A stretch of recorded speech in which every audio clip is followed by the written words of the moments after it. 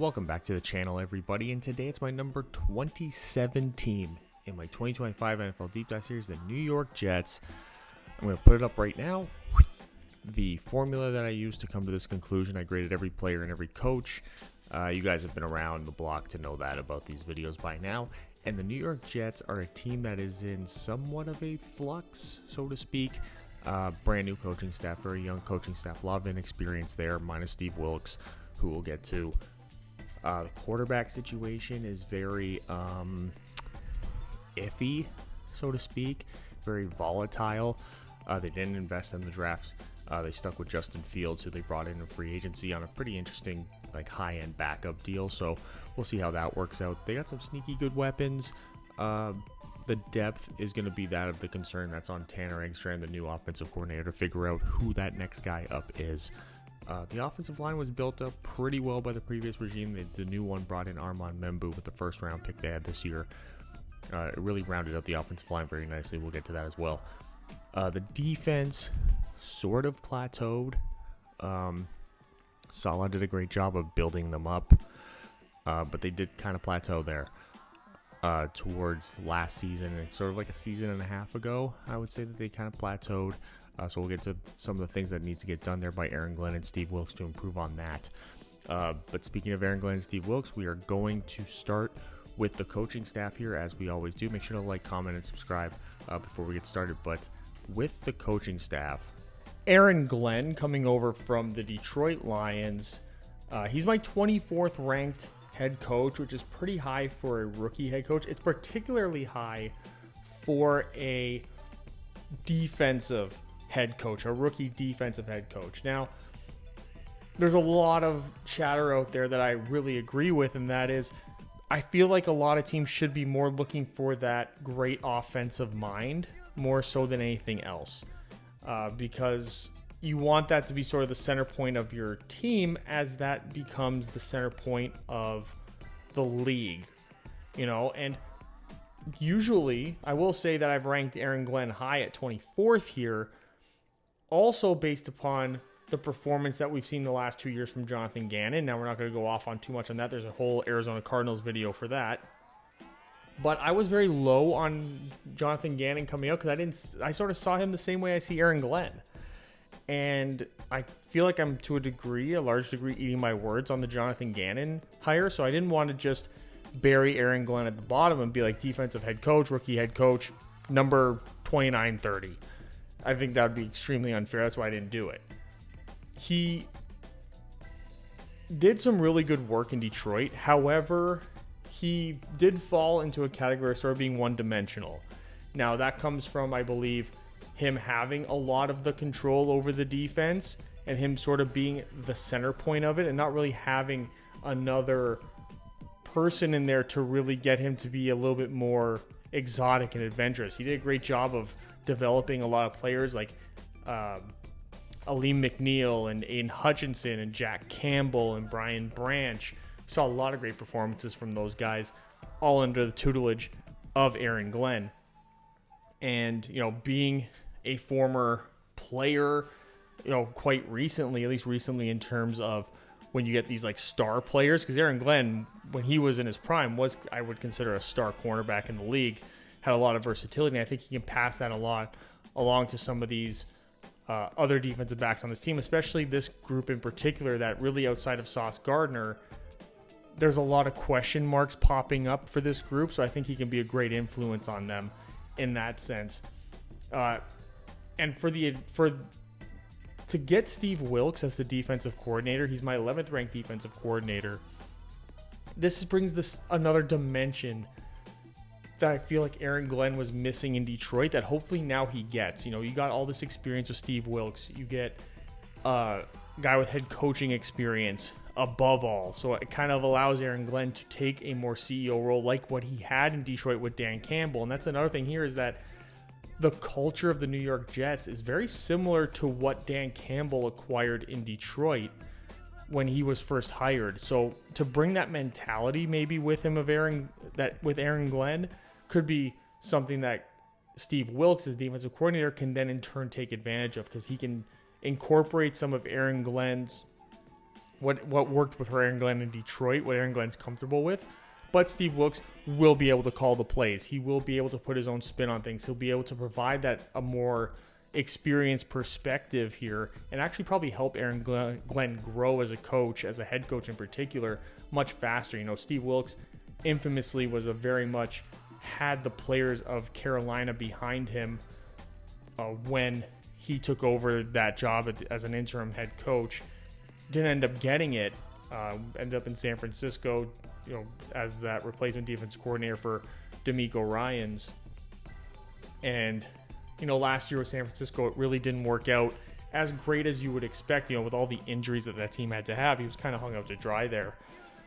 But he comes in, and with that attacking style that he has in the 3-4 system, how they move players around in this system is going to be interesting as well. You got Will McDonald and you got Jermaine Johnson and Michael Clemens in particular as your edge players are now becoming stand-up outside linebackers. I think it would be advantageous for a guy like Will McDonald.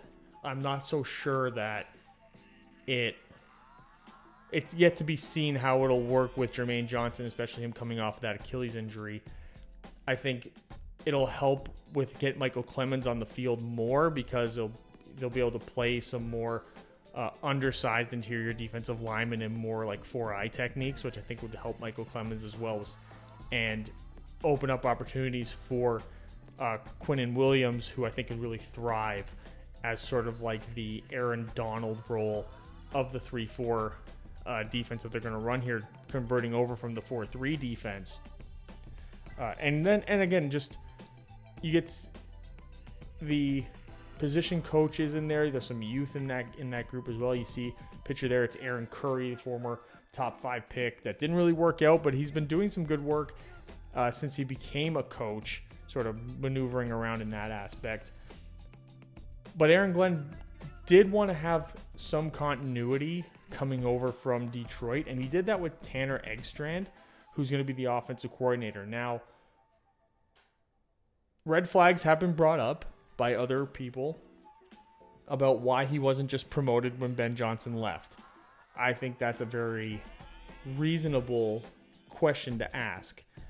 Now, Eggstrand's got a lot of experience in that Ben Johnson system. Never called plays before, obviously. So always sat behind Ben Johnson in that role.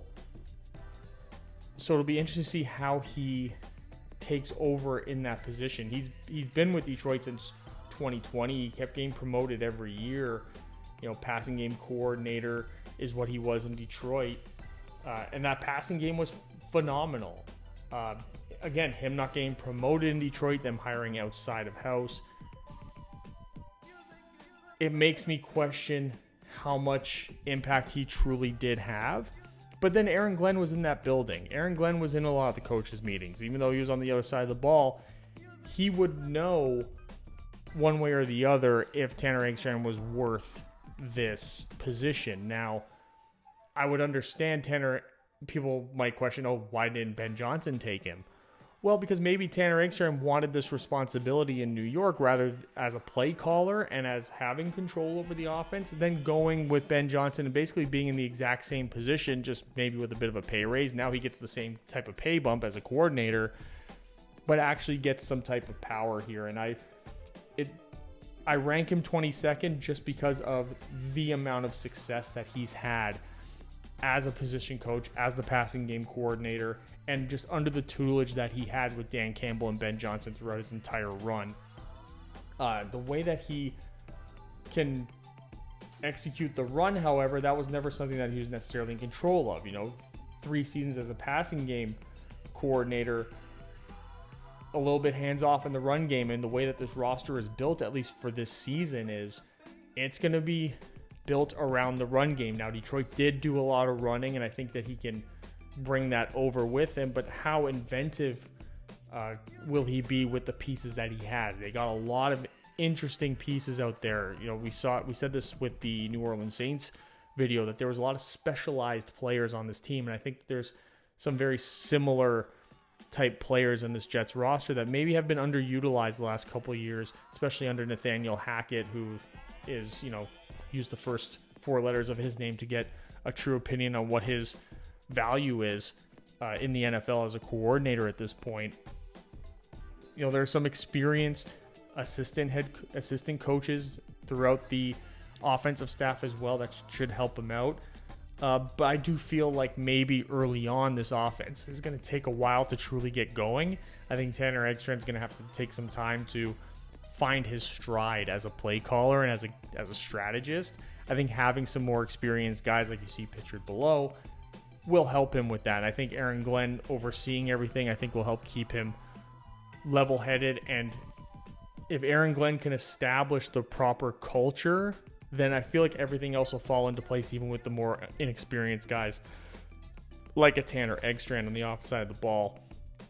The key is how well can these coaches develop some of these raw players that are there that haven't truly ever reached either their potential or the hype, whether it be legitimate hype or media and fan manufactured hype. That's where the real challenge comes for this coaching staff. But I think that they've created something where the potential is there as well, where we can see these guys all grow together with some of these guys on their roster. This is the part of the video where we go for our ad break, but I don't have any ad breaks because no one wants to sponsor me, because as you guys can see, I don't have nearly enough subscribers or anything like that right now. And the best way you guys can help me out is just subscribe to the channel and hit the thumbs up button. It pushes this out to more people in the YouTube algorithms. YouTube gods go like, this must be good, and I hope it is good. I hope you guys are enjoying yourself. Hit that thumbs up button and let's get back to the video. And this is the biggest question mark truly that there is on the entire team, and it's the quarterback. And this is what I'm talking about when it comes to hype and whether it's legitimate or manufactured. There's no one that epitomizes that more than Justin Fields does. He's my last ranked quarterback in terms of passing the ball. In terms of who I know is going to be the starter, right? Like between him and Tyrod Taylor, they're last.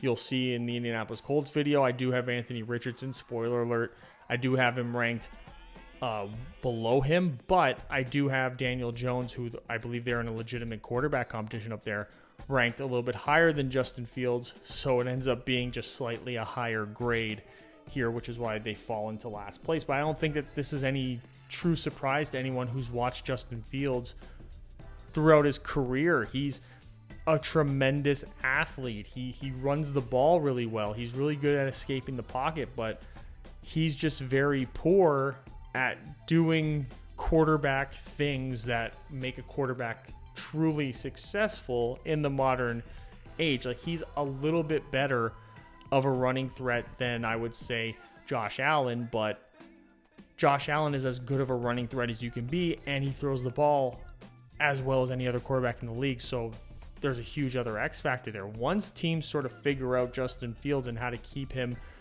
out of his comfort zone, he's not quick at identifying defenses. He's not necessarily proved that he's good pre-snap, that he can make adjustments, that he can make site adjustments, that he can move the protection around.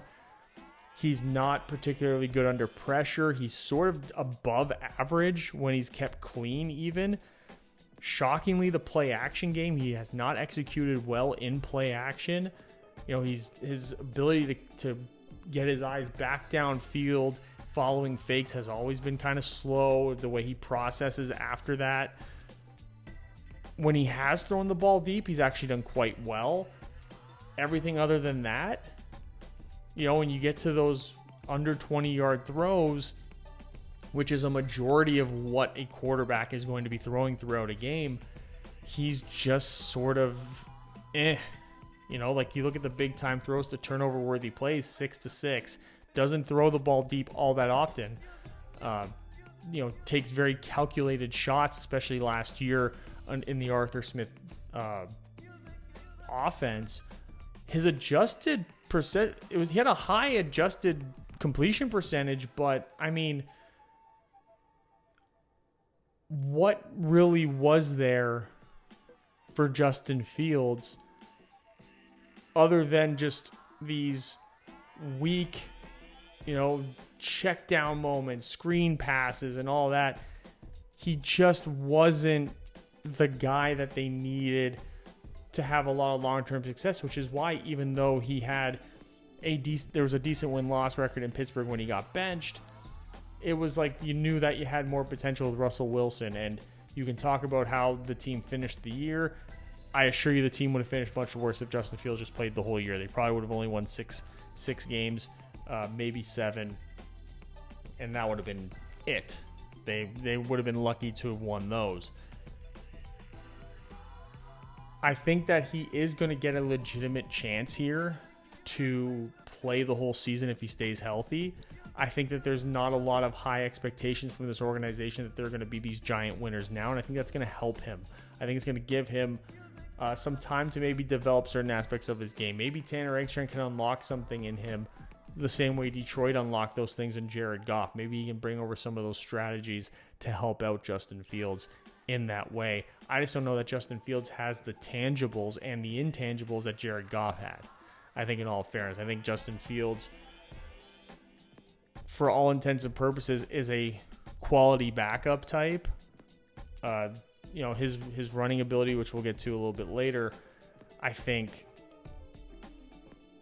helps him sort of stay in the game, quote unquote, because you get enough confidence as an offensive coach, you get a quarterback's coach in there that you feel can drag something out of him, that maybe, if Justin Fields ends up being only like the 21st or 22nd best throwing quarterback in the league, his running ability is such an asset that maybe you do get a big run out of him, sort of like what Philadelphia gets out of Jalen Hurts, even though Jalen Hurts sort of falls into that category that you would hope Justin Fields could get to. He just hasn't gotten there. So maybe having a team commit to him that has some level of hopeful competence in their offensive development will get these traits out of him. I don't know if that's the case. I feel like this is just like, let's sell some tickets, let's be exciting, and that they bring in Tyrod Taylor to be a backup. I think that sort of shows also that they are committed to Justin Fields, because Tyrod Taylor is sort of like, he's got similar traits to Justin Fields. Obviously, at his age, he's not nearly the athlete, but he can still do a lot of the athletic stuff where they wouldn't have to completely throw out half of their majority of their offense to accommodate a Justin Fields injury, a Justin Fields benching if he's just so outrageously bad. So it'll be a real shot. I don't think the expectations aren't that high, and I think that Justin Fields is very replaceable. And I think that's why he was really brought in. They didn't have a whole lot of confidence in this quarterback class, apparently. They didn't draft one. I think they picked up one as an undrafted free agent. Don't know if he makes the team at all, especially with some of these other guys that they got here that I listed.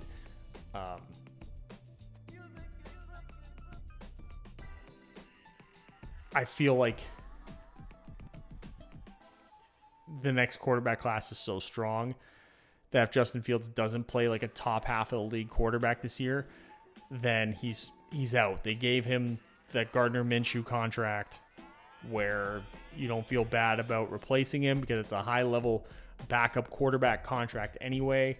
And Justin Fields is worthy of that just based on his ability as a runner.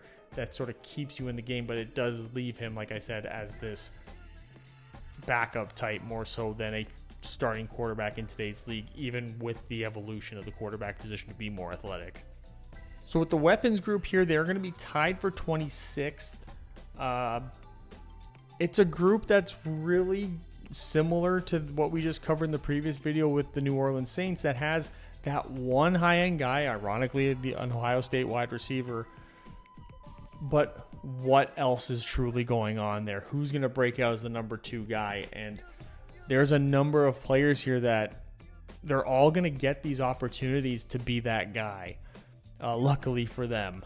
But we'll start with the obvious. We'll start with Garrett Wilson. Comes in with an 87 grade. A quiet season for a guy who had as much production as he had, so to speak. He took a third of his snaps from the slot, but he's 70% outside receiver.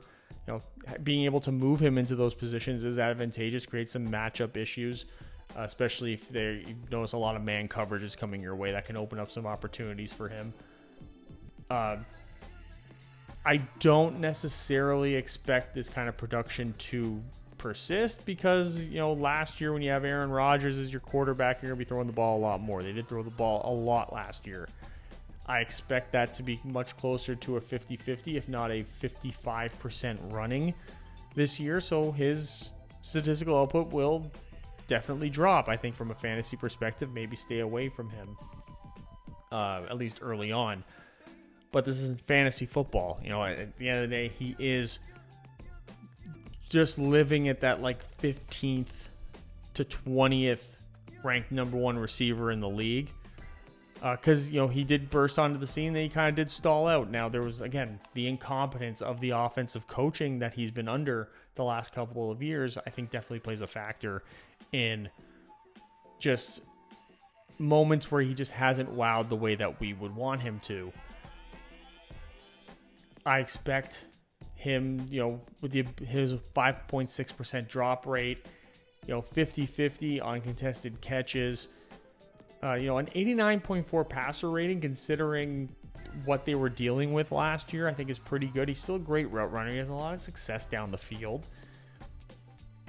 It's just you want him to be more. You want him to pop off the page a lot more.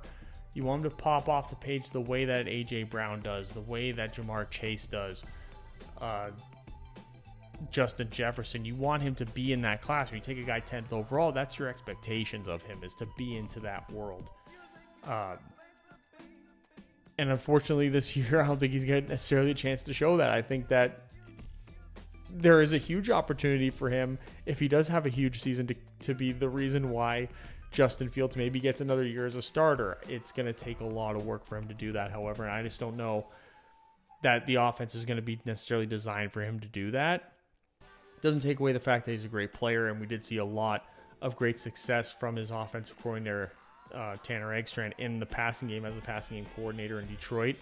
So maybe bringing some of that stuff over will increase his production. Now, the receiver that had the most production for Detroit was Amon-Ra St. Brown, who was just an amazing slot receiver.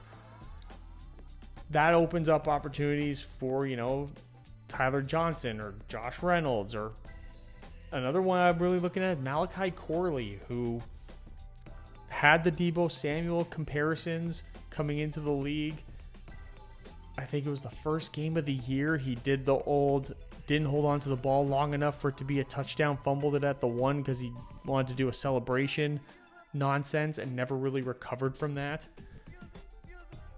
I would expect them to look at him and even Xavier Gibson as two guys really competing to be the number two receiver in terms of opportunities throughout a game. I think those are the guys they're going to look for to create a lot of the manufactured touches that we saw a lot in Detroit. And they are going to need someone to play that Amon-Ra St. Brown role. And it's not necessarily Garrett Wilson doesn't necessarily fit that skill set. So not saying you completely rip off that offense, but you do sort of sense that, okay, who is the most alike compared to the player that had the most production? And I think Corley and Gibson fall into that category a lot more.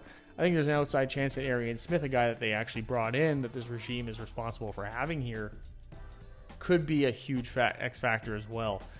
Not saying he's Puka Nacua or anything like that, but there is something to be said about those late round receivers who get brought in to an open competition like this, who have real opportunities to break out.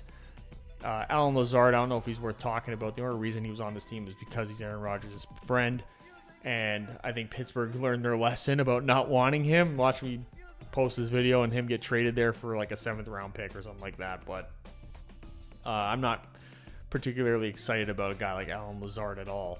I expect him to have a real hard time making this team, just because I don't know that his skill set of being a large receiver who can't win contested catches really fits in to this offense. Another guy that this team did bring in, though, they specifically brought in, was Mason Taylor from LSU, the tight end. He's going to be the starting tight end here. They also signed Stone Smart. They had Jeremy Rucker, but Mason Taylor was brought in by this group. And this is the Sam Laporta role that we saw excel the last 2 seasons. Now, he split his time in the slot and as an inline tight end, traditional tight end. You want to see the contested catches be better than 50%. His drops, though, fantastic. That's something you can definitely really work with. Don't really know that the LSU offense did all that much to take the most advantage of him. He did only have 2 touchdowns. He got a lot of opportunities, though. I think the contested catch thing does work against him, which is why he wasn't necessarily viewed as the top tight end with Colston Loveland and Tyler Warren, for example. They sort of fell into that second tier of tight ends that they were happy to take, but there are certain aspects of his game that you definitely want to work on. His execution down the field is fantastic. His hands, sure thing. You want him to use that in contested catches and in the red zone, which I think he's going to have a huge opportunity to do here as well. There's going to be these RPOs that are going to provide opportunities for him. If he can find zones and sit in them in those short to intermediate areas, get the ball out of Justin Fields' hands, have Justin Fields read the one side of the field type of deal, simplify the offense down to more like a college-style offense for Justin Fields to really try to maximize his skill set. That will really, I think, work in favor of Mason Taylor early on in his career. I think he does sort of fall into the same category as Garrett Wilson, where I don't necessarily know the statistical output is going to be as high as some of the top guys at that position. But I think you have to look at the amount of opportunities he's going to get and how he produces for those opportunities. That'll be the real test for Mason Taylor this year, more so than just being like, well, he only had 3 touchdowns this year. It's like, yeah, well, you should have seen the way he was playing, as a 3-down tight end, getting in there hard with the blocks and the running game, running really good delay routes and all that. I think that's going to be a huge thing to watch for Mason Taylor this year. And I think he could quite possibly turn out to be the most statistically successful out of this entire group, including Garrett Wilson, just because I think of the way the offense is going to be designed. So, again, huge opportunities there. You got Breece Hall, who, for all intents and purposes, I keep going back to Detroit comparisons because, Tanner Ekstrand takes that Jahmyr Gibbs position on this team, where I think he's going to have a huge opportunity to bounce back from some of the downward trends that his career's been going on since his rookie year in the league. Because as a running back, I actually grade him an 87. I still have a lot of faith in Breece Hall, especially with this staff coming in. I look at him, I look at Braylon Allen, and I see Jahmyr Gibbs and David Montgomery. Braylon Allen, David Montgomery, Breece Hall's your Jahmyr Gibbs. And these guys, I think, are going to go back and forth. They're going to have huge opportunities throughout the year because when you look at Justin Fields, he's the first quarterback to appear here for us. We saw Taysom Hill sort of appear in the last video, but Justin Fields, the first real true quarterback to appear here. He is tied for 5th for me in terms of quarterback rushing ability and their contributions to the run game as straight up runners. He is tied for 5th. This is where, the execution of the RPOs, the read option, veers, all that, it's going to be a huge part of this offense in order to if they want to truly maximize Justin Fields' game. I feel like the staff is smart enough to do that. Now, they're still tied for 21st as a group. There's still a lot deeper groups, a lot more talented groups out there, talented top-end backs especially. But I think that they could have a really good season stat-wise. They can put up some really good numbers this year, and I think that this is going to be a huge reason why. I don't know that number one, I don't know that you take the over a lot when the Jets are playing, and I don't know that you necessarily take the favorites in the game. They're going to be underdogs a lot, but if the spread gets to like 7 and 8, I wouldn't necessarily take that. I would take the Jets in that scenario because I think they're going to play a lot of close games. They're going to play a lot of close, low-scoring games that they're just not going to come out on top of. And I think that this group is going to be a huge reason for that. They're going to be able to control the clock. They're going to be able to keep the defense off the field. They're going to be able to shorten the games with the amount of running they're going to be able to do and all the different exotic runs that they could pull off here. You know, in Breece Hall, he had 6 fumbles last year. You're looking to clean that up. You know, he had 4.2 yards to carry, 5 touchdowns. He had 38 first downs, 36 missed tackles forced for 636 yards after contact. So a majority of his yards, almost 75%, give or take, of his yards came after contact. And I think running behind a pretty good offensive line here, I think we should see Breece Hall get to that between the rushing yards and the receiving yards. I think he's going to be hovering around that 1,250 yards. I would anticipate him getting real close to those double-digit touchdowns. And I would anticipate the same. I would anticipate a little bit. Braylon Allen, I think Braylon Allen could end up being a bit of a touchdown vulture closer to the goal line. I think he's a solid 550 rushing yards this season. Another 7 or 8 touchdowns for Braylon Allen. This is where a majority of their offense is going to be run through here, just because it's where the skill set dictates, unfortunately, and that doesn't necessarily lead to tremendous amounts of success because unlike teams where this is very similar for them, I immediately go to Baltimore. Unlike Justin Fields, we've seen Lamar Jackson improve leaps and bounds as a passer. I would even go back to Philadelphia, who just won the Super Bowl, who really ran their offense through the running game and through an athletic quarterback.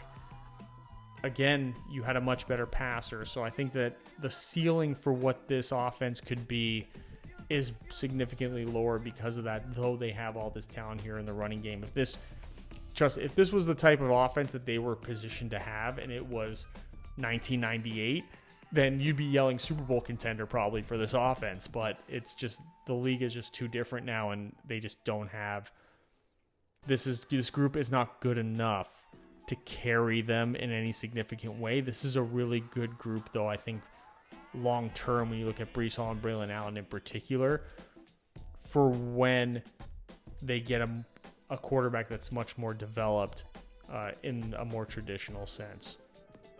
Now we're going to talk about the offensive line. They're tied for 22nd in pass blocking, but they are the second best group in terms of run blocking for me. I thought that they did a tremendous job last year, particularly on the interior of the line. I think the way that they added to this group was also very good. We'll start here looking at Olu Fashanu. Had a decent rookie year, up and down, but that's expected when you get a rookie left tackle sort of thrown into the mix. Wasn't necessarily expected to play last year when they had Tyron Smith, but worked out that way, and I'm a big fan of Fashanu, and I think that here in his second year you can see a leap from him. I think that also the offense is going to be a lot more straightforward. There's going to be a lot less pre-snap adjustments. It's going to be pretty straightforward. He's going to know exactly what his job is. I think that's going to help him. I think that the athleticism of Justin Fields is going to take a lot of the pressure off of him as well in pass protection. So I think it's going to help him control his feet a lot better, work on his hand placement, because there's going to be a lot less of these defensive ends just tearing off the edge trying to get the quarterback, because they're going to be a lot more about contain and more about interior defensive line pocket collapsing to quell what Justin Fields brings as an athlete. But I think the fact that he's probably the worst offensive lineman on the field is a tremendous, tremendous compliment to this entire group as a whole. And you look at who they drafted this year, Armand Membu, he's coming in as a very well-rounded offensive lineman as well. He gets a 75 from me as a pass blocker now. He had a very, very good year, as you can see, at Mizzou last year in pass protection. Why he only gets a 75 is because when you get to the professional level, pass protection in particular is more difficult. You're playing a lot more talented players on a weekly basis, number one. And number two, you are a target of defensive coordinators. They will put their best player right across from you. He's going to be looking at, the best defensive ends and edge rushers in the league, because they are going to attack the rookie. They're going to make the rookie, they're going to put themselves in a position where the rookie's going to beat them. And when he only gave up 8 pressures, 8 hurries, no sacks, no hits on 411 snaps, that's a great foundation to build off of for them. The fact that he's also playing right tackle, I think, does help as well, especially when you got Myles Garrett, who almost completely plays off of the right end position. Though he's going to have to take a look at TJ Watt probably at some point. He's in a division where it kind of works out for him. But there's so many good edge rushers. I think there's going to be some games where he's going to look like a rookie, and I think there's going to be some games where he's going to look exactly the way you would hope a top, 6th, 7th overall pick. I think his 7th overall pick in the draft would look. High-end talent, especially when you move over to the run game. He gets a 78 grade from me. In the zone blocking, gets a B+. Gap, C+. He ran mostly zone, 416 snaps there. It'll be interesting to see how that translates here at the next level, especially depending on who the back is. We'll see if they go to a more gap-heavy scheme or if they're going to be a zone blocking scheme. I think we'll probably end up seeing more zone blocking. It seems to be just the direction the NFL goes in general. You see a lot more zone runs than gap anyway. But we'll see. Maybe they'll get him to pull a bit. He's a great athlete, so we'll see how that works out, how they use Armand Membu from that right tackle position. Some of the depth that they have at tackle, Max Mitchell and Chuka Okorafor kind of are what they are. I don't know that Max Mitchell is starting caliber. He's a okay pass blocker, but his run blocking ability just doesn't have the feet for it, doesn't have the foot speed, doesn't have the hand placement. Chuka Okorafor, he's somehow keeps getting on teams. I don't know if he's a good locker room guy, he just interviews well, or he's got some blackmail on offensive coaches in this league, but he keeps finding work, so good on him. Talking about the center here, Joe Tippmann was always going to be a project. He was a guy who played every offensive line position in college, settled in here at center, and as a run blocker, his athleticism in the run game is just phenomenal. He just knows how to do run blocking here at the next level. He's just one of the better guys in the league by my estimation. Suffers in pass blocking and, undersized a little bit, doesn't really, loses to these bigger nose tackle types quite often in the pass game, so we'll see what he gets in terms of help from the other interior offensive linemen, who are both very, very good. And we'll start with John Simpson, who came over from Baltimore and really showed out. I thought that his work here, 682 snaps, he gave up 20 pressures, 11 hurries. As an interior, you want him to be much better. That's why he doesn't get that high of a grade here in terms of pass blocking, but I think that as an interior defensive lineman, you're least concerned about their ability to pass block. I think you judge your interior offensive lineman based upon their ability to run block, and that was something that he did, by my estimation, fantastically last year. He was a B+ in terms of zone, got an A- grade in gap blocking scheme, 338 run snaps that he took last year. This is the kind of production that you want to see from your interior lineman, especially coming over from that Baltimore team. This is what they were looking for, to bring that run blocking ability to this team. And I think his ability next to Joe Tippmann, I would look for that to be the place that they target a lot with their running attack this year, especially with the inside quarterback options. I could see them running that a lot the way that they did in Baltimore. The guy on the opposite side of him is Elijah Vera Tucker, who, unfortunately, I look at him the same way I look at Elton Jenkins in Green Bay, where it's like, can you just let the guy settle into one position? He's got all the tools. He's got all the ability in the world, but he just keeps moving around so much. You've seen him play left tackle and right tackle. Hopefully now with Fashanu and with Armand Membu, they found tackles. Those tackles hopefully stay healthy, and he can play just this right guard spot. Because as a pass protector, moving into guard, 619 snaps last year, gave up 4 sacks, 16 pressures, 8 hurries. For a guy who hasn't really settled into a position, I'm not going to be overly concerned about this. He brings a really good aspect to the run game as well. A B in zone and a B plus in gap. 297 run blocking snaps last year. I just hope that he stays in this position, because here's the thing.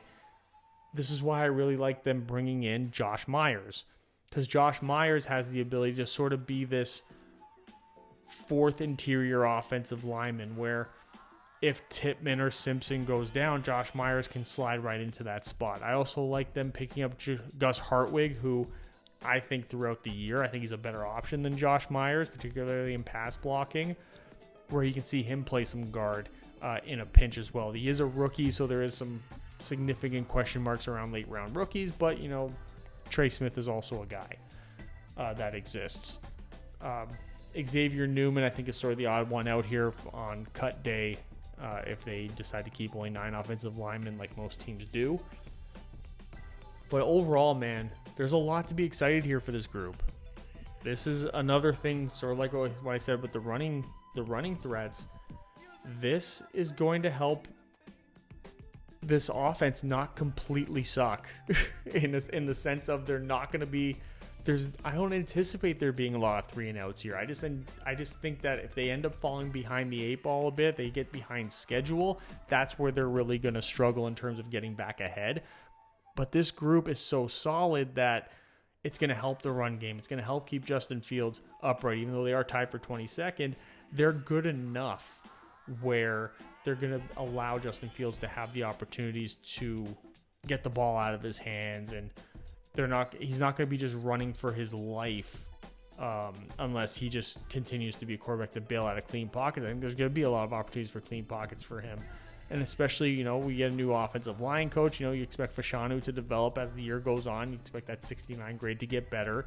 You also hope that Joe Tippmann's 68 grade can get better throughout the year. So you hope that tie for 22nd is the low end of what this offensive line could be. But a good group. They've done a good job building this group over the last couple of years. So overall, this is my 27th ranked offense. It's the worst passing offense in the league. I think that's sort of without a doubt. There's just not a lot of upside. The ceiling's not high for the passing game. They're the 15th best rushing offense. I think that as they can further develop their running game, and once they settle into a bit of a and once they get a rhythm going, I feel it's going to help. Again, this is the example of how they're going to keep games closer, but I don't expect them to score a lot of points. I just expect their games to be short. I expect them to cover the under, and I expect the offense to get much more time on the field than I think people are necessarily anticipating looking at the roster without the context that I feel I've hopefully provided. Now let's move on to the defensive side of the ball, where Robert Saleh, like I said at the top, built a pretty good defense, built a good foundation. They have some really good players here, but there's a lot of growth that has to happen amongst these position groups, and you'll see that as we sort of go through it. But as always, we're going to start here with the defensive line. They're the 13th best pass rush, 23rd in terms of run defense. It's a group that has had its ebbs and flows, its ups and downs. Doesn't really have the depth that you were hoping for. Start with Will McDonald. I like Will McDonald. I think moving him to this stand-up 3-4 outside linebacker that he's probably going to play in this new defense could help him. He had 11 sacks last year, 61 pressures. He was 50th though in pass rush win percentage, so not very high. You know, the stats kind of mislead you in that sense. He took 740 snaps, just for the context there. So, you know, 3 batted balls. You know, he's good. It's good anticipation. Solely an outside guy, not going to get a lot of snaps anywhere outside of a 5'7" tech. Just because, you know, I think size discrepancies, you know, but he's going to have opportunities to really tear off the end. They're going to be very aggressive on the defense side of the ball, which I think is going to play into his skill set in particular. His ability in the run game is as terrible as you could get, which is why I like having Michael Clemens there. Like I said a little bit earlier on in this video, I feel like that's going to be a good, healthy rotation for them. Jermaine Johnson, though, seems to be the guy that has a lot of the question marks. That torn Achilles is a brutal injury for any player to have, but especially an edge rusher. That's why he gets a lower grade there, as well as the shift to the 3-4 defense and what his role is truly going to be in that. There's just a lot going on in the career of Jermaine Johnson, both individually and team-wise here, which I think might hurt his production.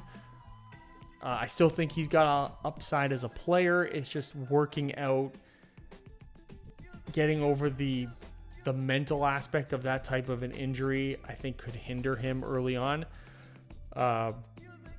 Michael Clemens, I think getting some snaps from him as well.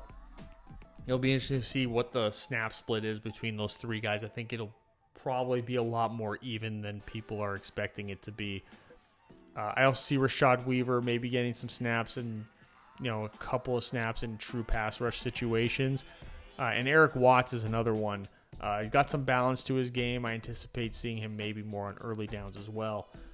The interior of the defensive line is an interesting one. And apparently I may be a little bit higher on this group than others are. This is where a huge discrepancy comes. I talked about in the intro between me and the most famous of deep dive content creators who just covered the New York Jets recently. We'll talk about the depth. We'll talk about the Brian Cowart right now, who I really like on early downs as a run stuffer. I actually don't even mind him as a pass rusher. I think he can produce really well, especially in a situation where he's sort of interior defensive lineman number 3. And I think in the 3-4 defense, him finding a role in there, I think the competition is rather weak for him, and I think he's going to get a lot of snaps by the end of the year. We look at Leonard Taylor, who I think had a phenomenal season last year when he did get on the field. I think he showed a lot of the attributes that had people thinking so highly of him going into his last year in college. And then he just sort of just fell off in his last year. Ended up being undrafted. But there was no doubt, whatever team picked him up, that he was going to have an impact. And I do think that he is got the skill set here, and I think in this defense he's going to have an opportunity to really thrive. Quinnen Williams, he is the next man up here. He's one of the best interior defensive linemen in the entire league. He had 7 sacks last year. He was 8th in pass rush win rate just last season, so a very good output. And I think that a lot of people would agree that he had one of his lesser quality seasons, which I think says a lot when he had this much success compared to the rest of the people at his position last year. Played a lot of 3 and 4 I-Tech last season. I think we'll see a lot of that from him now. He's going to get the opportunity. He's going to be the Aaron Donald of this 3-4 defense. He's going to do a lot of the moving around. He's going to have some pretty significant opportunities here, and I think they're going to design a lot of the defensive front strategy around getting him one-on-one opportunities, and I expect to have a pretty big season from Quinnen Williams and his output. You see him as, even in the run game, he had a 26.8 missed tackle percentage, but he was 7th in stop percentage. So when you have that high of a missed tackle rate, but you still produce that highly in terms of stops, I think if you can bring down that missed tackle rate, you could end up being in the top 5 in terms of stops percentage in the entire league. Not a lot of tackle output there, but he's a true interior defensive lineman. So if he ain't getting the guy right away, in the backfield or right at the line of scrimmage, he's not necessarily going to be involved in the play anyway. They added some depth pieces here. Fedarian Mathis, Derek Nandy. I'm just not high on any of those depth pieces for the interior defensive line. Jay Tufele, I'm just not. I've never, if you look at last year's Chiefs deep dive and the year before that, I've never understood the appeal of Derek Nandy being like starting quality, other than him just being a space eater, But I think they have so much better talent out here that putting him on the field to just be a space eater, I feel like you're undermining what the quality of this defensive line could be. Just because even as a space eater, he doesn't really produce in either aspect of the game all that well. The Derek Nandy hate is real. It is consistent. I look at Fedarian Mathis, and it's sort of the same thing. Like, he never really worked out in Washington. Should have. Was put in a position where he should have, and just didn't. Jay Tufele, I look at him the same way I look at Chuka Okorafor that we just covered with the offensive line. I don't understand how he keeps getting jobs, but he does, and good for him. Get paid, my friend, get paid. But I also release the blackmail. Now, this linebacker group has been really good, really consistent over years now. And even though they've had some turnover with CJ Mosley leaving, this is still my 7th ranked linebacker group in terms of coverage, and they're 4th against the run between Jamie and Sherwood and Quincy Williams, who I just think are really, really talented, athletic guys. The disadvantage that they have is they are undersized, but Sherwood in pass coverage for a linebacker does pretty well for himself. They've blitzed him a bunch of times. He's been able to really execute well in that sense. In the run game, 109 tackles last year. A 10.7% missed tackle rate, which you want to get that under 10%. Ideally under 7.5% for a linebacker. He took 952 linebacker snaps last year, which is quite a lot. He was 39th in stops percentage, which is why he doesn't rank particularly super high. But I think as a duo, they average out to being very good together.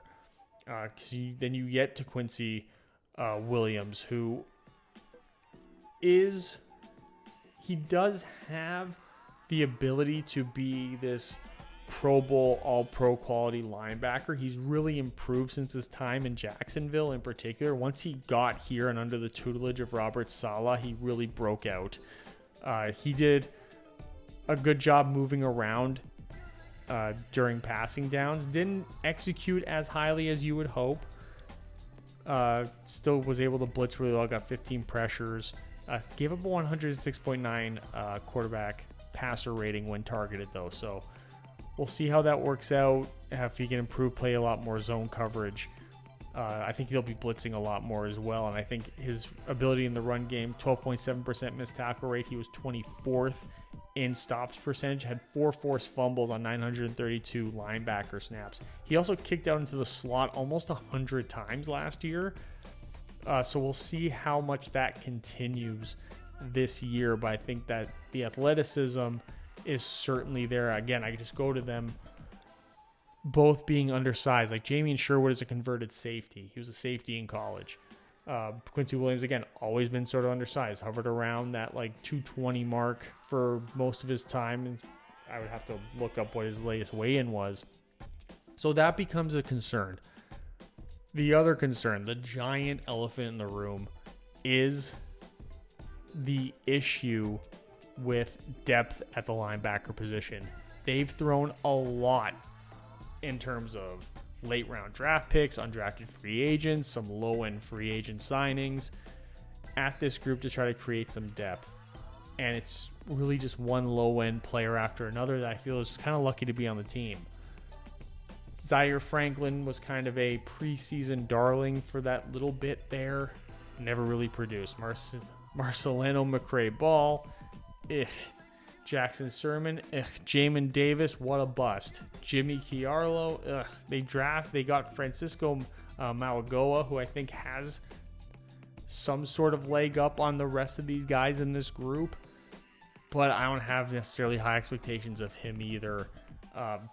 If they pick up an injury here from Sherwood or Quincy Williams, then I could foresee there being a huge issue with this linebacker group. I think they would drop off. They would obviously drop off significantly, probably out of the top 20 if they lost even one of these guys. Top 20 in both categories. Very likely, actually. God forbid they lose both and it becomes easily the worst linebacking group probably of all time in terms of guys that will be getting on the field. The undersize, again, does raise concerns in that if you run into these more power running teams with these bigger backs, this is where a struggle could be, especially if you get poor performances from the front four, front five when you're running on those early downs. That could become a concern. But as long as these guys are able to remain within their true skill sets, which is use their athleticism and use some football IQ in the process, I think this is a really, really good group for the New York Jets and a true strong point of the team overall. Now we're at the yikes part of the defense, and that's the secondary. The defensive backs. This is the one group that Aaron Glenn is expected to improve the most and the quickest. Being a former cornerback, being a former defensive back coach, this is the group. He's got a great high-end number one, though, in Sauce Gardner, Ahmad Gardner, who gets a 93 grade for me, an A- in man coverage. He gave up 25 catches last year, 291 yards. Just over 50% of his targets he allowed to catch for, which is a really good number considering he's covering the best player on the opposing team week in and week out. Only allowed a single touchdown, had 7 pass breakups, 79.3 quarterback rating when targeted. He's still a very high quality player. Average in zone. You want him to be like in the sticky man coverage situations, which I think if you're playing a more aggressive defensive strategy is going to play into his skill set there. I think also Aaron Glenn, I think, is going to be able to soften some of the rougher edges that are still a part of Gardner's game this early in his career. But the level of consistency that he's truly played at, and cornerback is a hard position to stay truly consistent at. You're going to have stretches of games where guys are going to just look very terrible. And then you're going to have stretches of games where they look great. And I think that's how long are the stretches of greatness compared to the stretches of, and Gardner, I think, has stayed relatively consistent in being a high-end, true number one corner in this league since day one. What they have after him, I'm befuddled. I am just shocked, to be honest, because you'd think with a guy like Sauce Gardner, you'd be a lot better than 23rd in the league in pass coverage, but they're not. And that's because you are looking at Brandon Stevens coming in from Baltimore. And, Baltimore fans will tell you that this was as much of a good riddance free agent loss as anything. Now, converted safety can move around the entire secondary. I get it. But for him to be the DJ Reed replacement is pretty freaking brutal. And that's why I look at Azariah Thomas, who they brought in from Florida State. You're kind of hoping that he can break out here. Isaiah Oliver is somebody who I think will get some playing time in dime packages. Also, pretty good in run support. I don't think he gets enough credit for his ability in run support. Quantez Stiggers, which just sounds like a name I'm not allowed to say.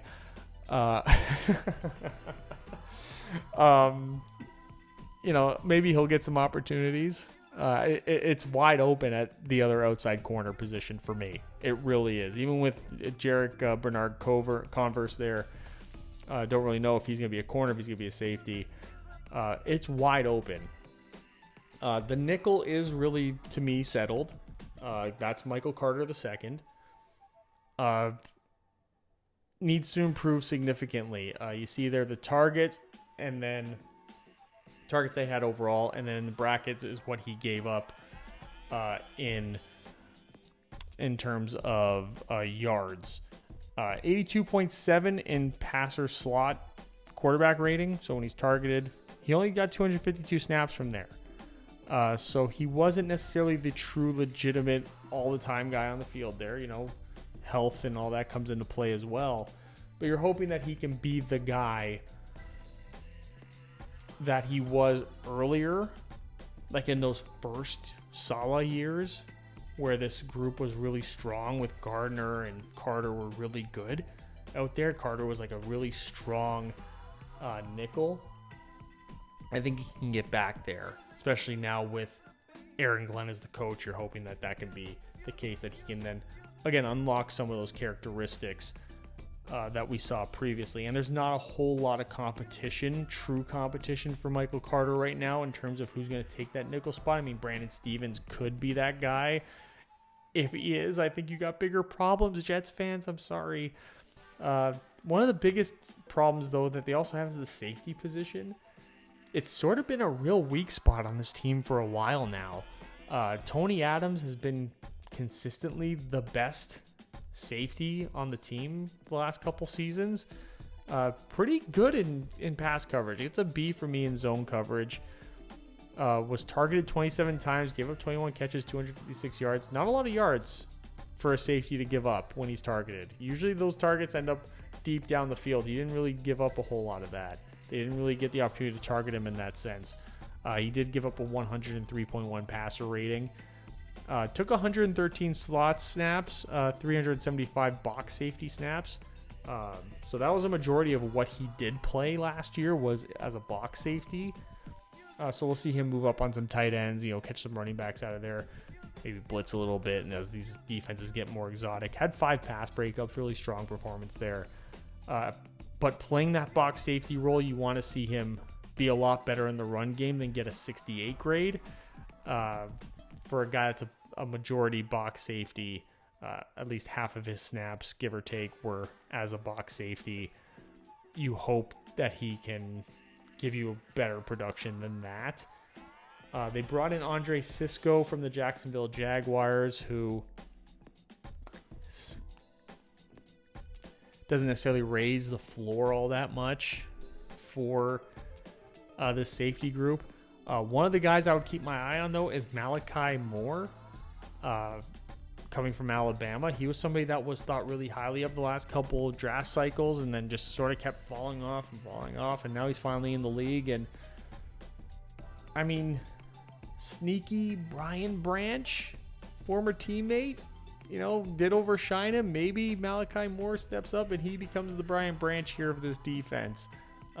Dean Carter's there also, another rookie to compete with him. But kind of like what I just talked about with Quantez and Oliver and Converse and Thomas and all those guys that are playing corner, this safety group is also wide open. I wouldn't even necessarily consider Tony Adams to be a sure thing to be like the starting number one safety on this team, just because he can come and play some box safety. But if you get Moore and Carter in particular, who just have these great camps and have great preseasons and perform really well early on in the year, by the end of the year they can have those two guys both starting on the back end. It wouldn't surprise me at all, just because I'm just not overly convinced that this defensive back group is as truly high end as you were hoping. and what you would hope for in this first year in particular. This is really, again, the task that Aaron Glenn has been handed to find those other guys other than Ahmad Gardner, unlock some of the skill sets of these guys that are there. Other than Michael Carter, I'm not convinced that that guy's on this team right now. I mean, Azariah Thomas is a rookie, could probably pull it off, but the upside of this group, I don't necessarily see being that high. But with all that said, they're still my 11th ranked overall defense, 14th in pass defense, 15th in run defense. And I think that the boost that Steve Wilkes will give them in terms of the strategies he's going to be able to do, I think they are going to be able to hide a lot of the deficiencies here. Now, like I brought up before, they are very top heavy. They're very much a tiered system in terms of their talent with not a lot of depth. So as the season goes on, if they pick up some key injuries, then that will significantly impact the overall projection of what this defense can be on a week-to-week basis. Now going on to their schedule, and they have a .460 strength of schedule, 26th in the league, with a 5.5 win percentage projection. And for me, I feel like 5-6 wins is just about where they're going to be this year based upon what this schedule looks like. Now, you see that first game against Pittsburgh. That, to me, that's tight because it's the first week of the year. Anything can happen. So many teams can get caught in the first week of the year, just with, coming out sloppy, coming out soft, especially in Pittsburgh where you have Aaron Rodgers, DK Metcalf. There's a lot of new moving parts there on that team. The running back in the backfield, Caleb Johnson, and, the defense, having some question marks there as well, a little bit of age there. They could, for all intents and purposes, catch Pittsburgh in that first week. It's going to be closer than people think. Then they don't really have a whole lot going on. I think that they can beat Dallas for sure at home. Game against Carolina, depending on what that team looks like on the defensive side of the ball, I think the way that this offense is built, they could catch this team, in particular Carolina, just because of how bad their defense is. Against Cleveland, I feel like they match up well against them. Atlanta, Miami, Jacksonville, New Orleans, that little run that they have there. Again, in terms of matchups, in terms of play style, and they are pushes for me. I would almost want to lean more to that game against Jacksonville and maybe New Orleans this late in the year being flat out wins, especially the one against New Orleans. But I don't know, like I just covered with the defense, if by that point in the season they've picked up one or two bad injuries to some key players, then it does significantly impact their overall performance. And then even with a team like New Orleans maybe unloading on some of the higher end talent, I still think that the upside of a team like New Orleans, who maybe trades DeMario Davis and Tyrann Mathieu, maybe even Alvin Kamara, the way that it would work out if the Jets at that point had lost Quinnen Williams or Jamie Sherwood or, God forbid, Ahmad Gardner, the drop-off is just so much worse for the Jets because of who they got coming up underneath. But I do think that they could find 6 wins in this season. They really could. They really could. Just by the way they're going to be playing games this year, the way their skill set works out. Short games, low scoring, they could make this work. So overall, they are my 27th ranked team, 24th ranked head coach Aaron Glenn, 27th ranked overall offense, 11th ranked defense, with a lot of depth concerns. And there it is, my number 27 team, the New York Jets. Hope you guys enjoyed this video. Leave a thumbs up, comment section. You guys made it this far. Leave a thumbs up. You made it this far. Come on, man. Help me out. It's a lot of work. It's a lot of work to do these videos. I appreciate you guys all being here. Subscribe, leave your comments in the comment section below, and I will see you guys with the next video next time as the other, videos and playlists pop up right about like now.